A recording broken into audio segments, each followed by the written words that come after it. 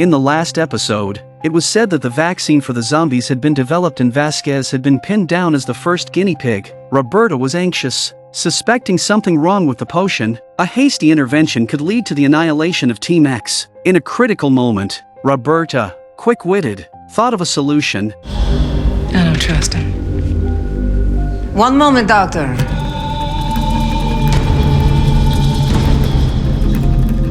He tried to teach you once before, right? One way to make sure your food isn't being poisoned.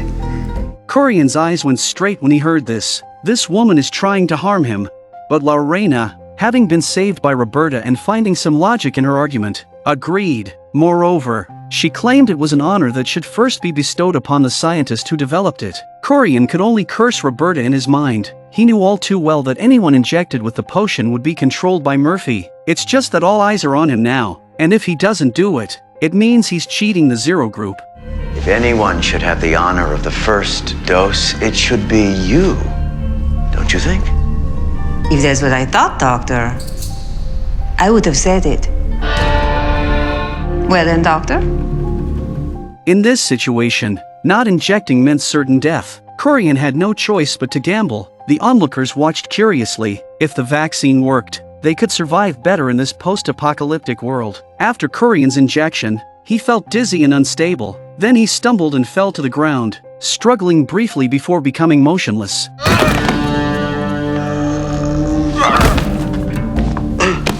Lorena shook her head. Wait! Wait. I'm good. Coran smiled awkwardly. He had felt a bit dizzy but didn't need to fall. He did that just for the sake of realism. The original potion turned people into half-zombies. Coran had slightly improved it. Ironically, he became the guinea pig, but fortunately, he did not mutate. But the worst was yet to come. Coran turned to see an underling carrying a box with faint zombie growls inside. No, I have my own test!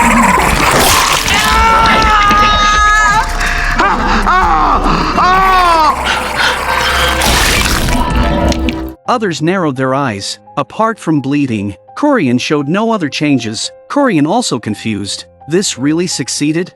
I can't believe it. It actually worked.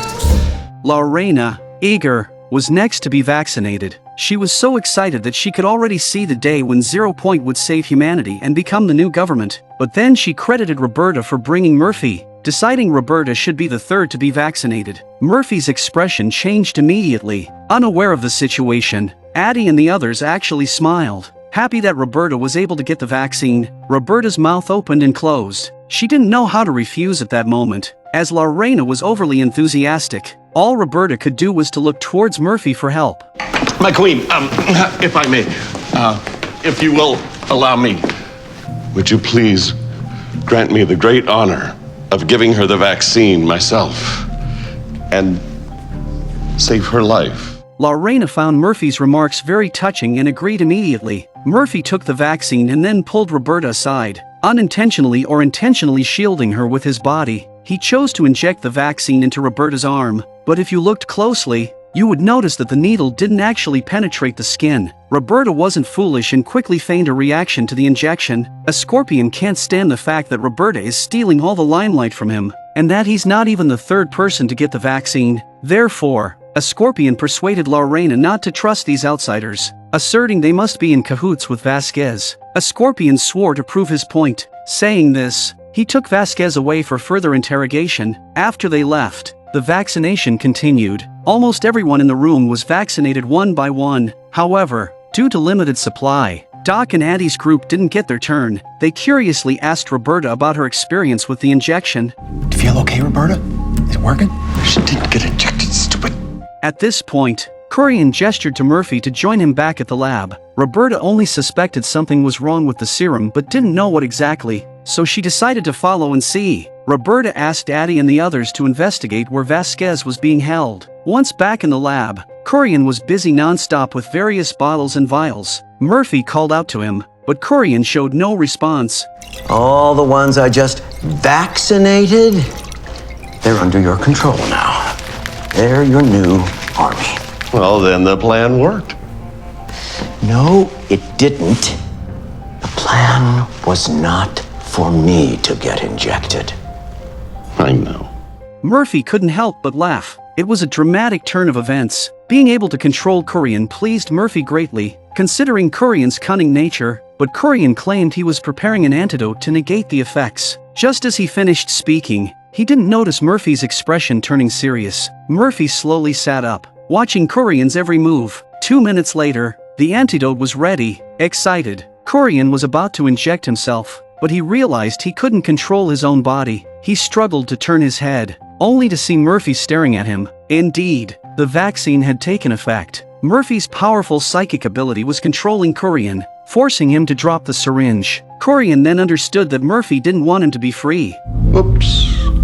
Did I do that?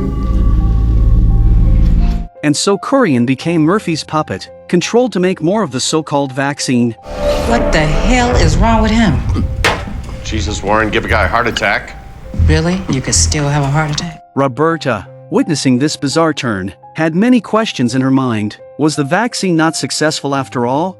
Murphy didn't deny it. He explicitly told Roberta that the purpose of the potion was for Coran to help him build an army. Roberta was shocked for a moment, feeling disappointed. After all, she was hoping for a successful vaccine to save the world, not just for a bounty. With a sigh, she asked Murphy if he were still going to California. Murphy is embarrassed by the look. Honestly, saving the world is none of his business, but since X-Team had put in so much effort, he might still go to California. However, if he went, he would take his created army to ensure his safety. Roberta felt uncomfortable with Murphy controlling others. It was inhumane. Cassandra had been like this before. Roberta went back to her room and told the other members the truth. Addie and the others were shocked and condemned Murphy's actions. In the end, they unanimously decided to leave with Murphy before the fake vaccine took effect, shattering his inhumane idea of building an army. Before that, they still had to rescue Vasquez. Speaking of Vasquez, he was already beaten beyond recognition. A scorpion, resentful of Roberta's importance to Lorena, insisted on interrogating for some information. Why were you trying to kill Lorena? I was trying to kill her. Dime! I was trying to kill you. Upon hearing this, a scorpion became even more enraged. Vasquez was here to kill him. He couldn't let him go. My wife, my little girl. You're gonna have to be more specific. With DEA to put his E. Busted a couple of your thugs, and as payback, you killed my family. Hey, you say you'd do me a favor, right? All I can hear now is her screaming. Crying. Please. Daddy, please. A scorpion had killed countless people and couldn't remember them all. Otherwise, he would have recognized Vasquez at first sight. But in this post-apocalyptic world, one had to be ruthless to survive. If he had to do it all over again, he would still unhesitatingly shoot Vasquez's wife and daughter. All he wanted to know now was whether Roberta was involved in the assassination. Seeing Vasquez remain defiant, a scorpion ordered his men to lock him in a cage. There's even a zombie in the cage. If Vasquez couldn't hold on and leaned over, he would be bitten immediately. You think you're better than me? 10 minutes later, Roberta and her group were summoned to the hall. A scorpion immediately claimed that Vasquez had confessed. The X-Team was involved in the assassination, aiming to take over the 0 Point group. Upon hearing this, Lorena's face darkened instantly. Roberta hesitated for a moment, then scoffed with a laugh. She fully understood that a scorpion was deliberately framing them with the intent to kill them. Yeah, I was a part of the military, but you know that. I was a lieutenant in the National Guard before the apocalypse. And yeah, Murphy, I guess you can call a military plot. He wasn't trying to kill you. All he wanted was revenge on a man who killed his wife and his little girl. And that was you. Clearly uneasy, a scorpion drew his gun and aimed it at Roberta, continuing to accuse the X-Squad. Unexpectedly for a scorpion, Lorena's behavior was odd at the moment. Her movements were synchronizing with Murphy's in the corner. I will not tolerate this treatment of an honored guest. This disloyalty to me. A scorpion was completely baffled. convinced that Roberta had bewitched his queen, but what the queen said next was like a dagger piercing his heart. Kill him. Do it. Finish him. Kill him, Warren.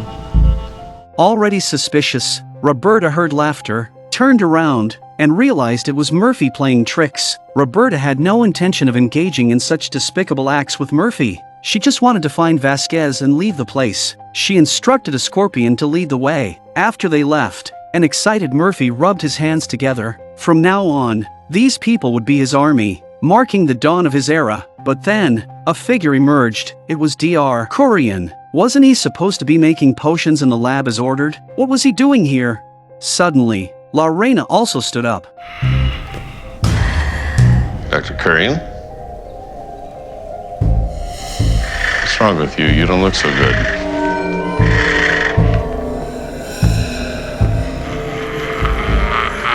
What's wrong with you?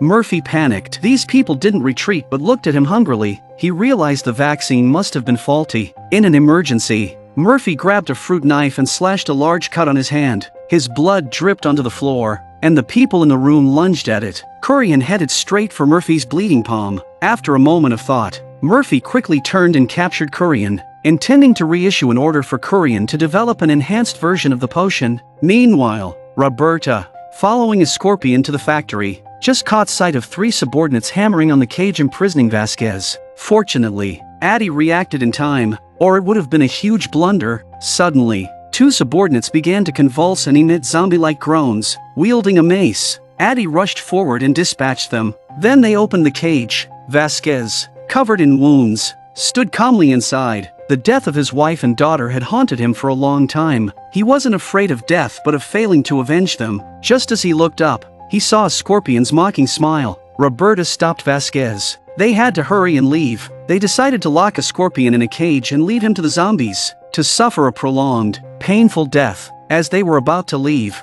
Vasquez stumbled. Roberta had no choice but to ask 10K and Doc to support Vasquez. Roberta instructed them to meet at the border, while she and Addie went to find Murphy. Speaking of Murphy, he took Coran to the lab. He intended to increase his control over Coran, but it had no effect. Coran seemed to have lost his self-awareness, his eyes fixated only on the blood left by Murphy. No! Coran! Just as Murphy was preparing for a fight, a crisp voice rang out, followed by a blood mark appearing on Coran's neck. His head and body separated. The one who acted was none other than the arriving Roberta. However, they didn't notice Coran's head had opened its eyes. It appeared that those injected with the fake vaccine had acquired zombie-like qualities. Roberta didn't waste time. She now needed to hurry and take Murphy away. Just as Roberta briefly spoke with Addie, she turned around to see Murphy dressed in flamboyantly new clothes. 3 minutes later, they were rapidly making their way through an underground passage toward the border. Right after they left, Lorena and her group regained consciousness. They traced their way to the lab but found no sign of Murphy. Coran hurriedly called out, claiming he knew where Murphy and the others were headed. Following Coran's directions, Lorena tracked them to the underground passage. Meanwhile, Doc and the others had already reached the exit at the border, just waiting for Roberta's group to arrive so they could escape. What are you guys doing?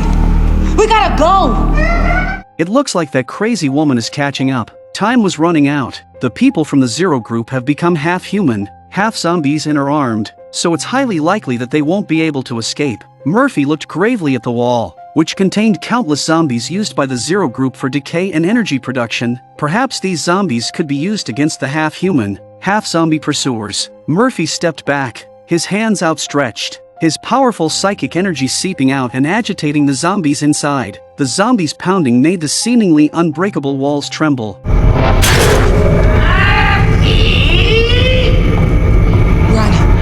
Run!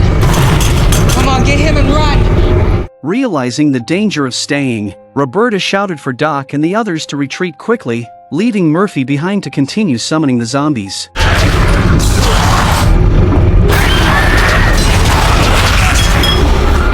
Soon, a wave of zombies surged out, heading straight for Lorena and her group.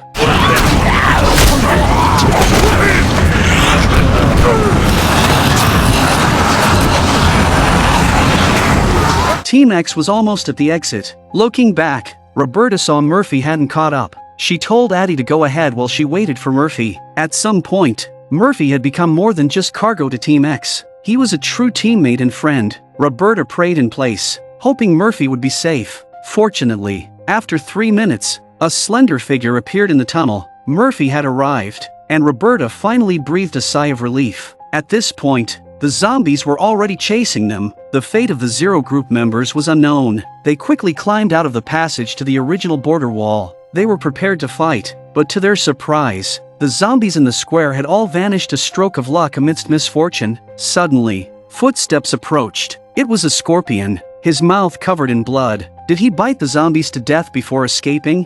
This man was truly insane. Roberta wanted to use her pistol to take down a scorpion but was stopped by Vasquez, who wanted to avenge his wife and daughter personally. Though Vasquez was still injured, he chose to do this, driven by a long-held obsession.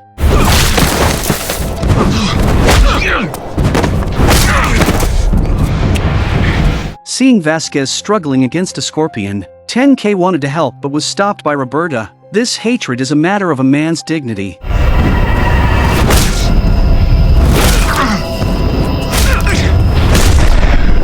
Vasquez was originally skilled, but his severe injuries left him powerless to fight back at the moment. In a daze, he seemed to return to that night, the cries for help from his wife and daughter piercing his nerves. Stimulated by the memories, Vasquez wanted nothing more than to transform into a beast and tear his enemy to shreds. Finally, Vasquez exploded with rage, a scene he had replayed countless times in his dreams.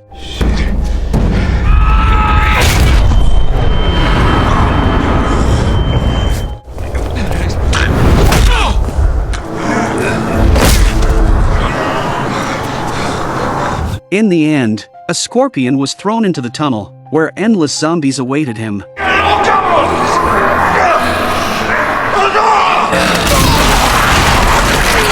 Team X set off again. They just needed to cross the Mexican border to reach California. Concluding their long 7-year journey, what excited them even more were the 5 luxurious cars parked in the distance, apparently from the Zero Group's inventory, which would significantly reduce their travel time to California.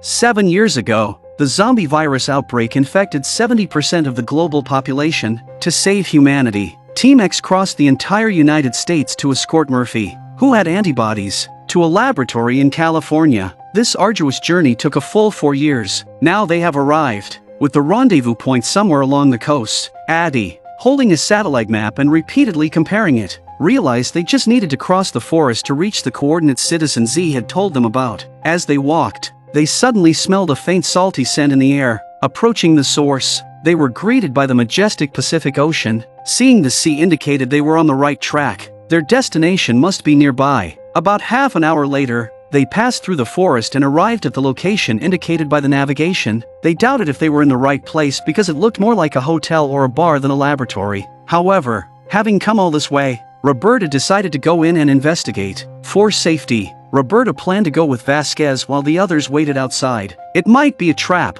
After all, as a precaution, Roberta also prepared a special outfit for Murphy to disguise him. With so many people after him, there could be bounty hunters lying in ambush.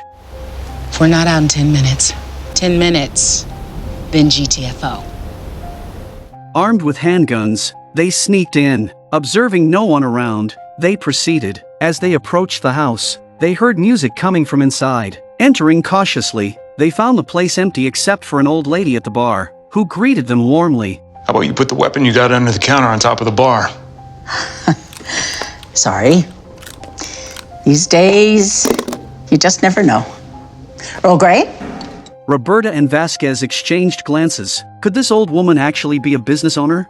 Unbeknownst to them, a submachine gun lay hidden beneath the bar. However, Auntie didn't do anything suspicious but hospitably offered them hot tea. Roberta just sat down and sipped her hot tea. When asked why they were there, Roberta casually answered that they were just passing through, as their identities could not be revealed under unclear circumstances. Vasquez, more vigilant, wandered around the bar to spot anything unusual but found nothing. After ensuring there was no danger, Roberta waved to Addie and the others to come in. Murphy, disguised in a lady's dress, hat, scarf, and sunglasses to conceal his skin color, was hardly recognizable. Inside the house, Auntie again served drinks and food. For safety, Murphy stayed alone at a corner table. Auntie, still enthusiastic, seeing they were a team, asked again what they were doing in California. Just as Roberta was about to use this opportunity to inquire about the laboratory, they heard the roar of a car engine outside. Vasquez looked out the window and saw that the newcomers were clearly a group of bounty hunters. Murphy quickly covered his face with a scarf. Suddenly,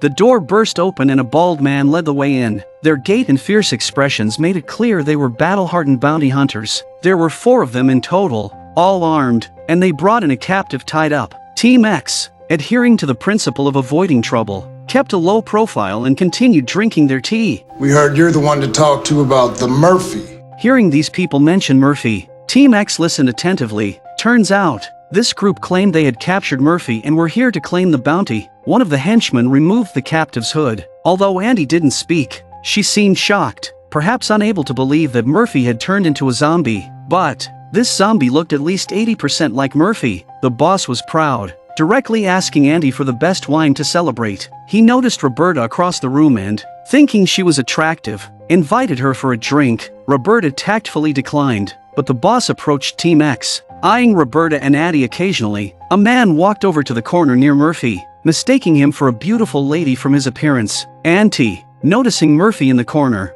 brought him a cup of tea, but upon seeing his blue skin, she paused. Stunned, she looked back and forth between the zombie and Murphy, seemingly understanding something, but kept quiet. The boss, immersed in the joy of his upcoming reward, invited Team X to toast with him. Murphy, not wanting to reveal his identity, hastily mimicked the gesture, but to the man behind him, it seemed like Murphy was just being shy, and he even brazenly invited Murphy to dance.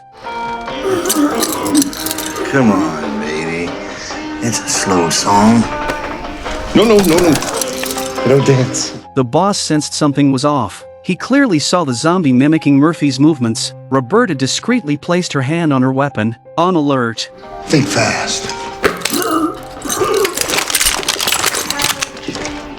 Now that's interesting. The shy girl here moves. My Murphy moves the same way. The boss wasn't foolish. He guessed that the real Murphy might be sitting right in front of him. With so many guns pointed at him, Murphy had no choice but to comply and removed his hat. The boss was thrilled, marveling at how life's twists had brought the real Murphy right to him. A chance to strike it rich. To be absolutely sure, the boss demanded Murphy's strip to check for bite marks. Murphy sighed and shook his head. How could there always be this kind of idiot? Roberta and the others quickly dealt with these thugs, but the incident wasn't over yet.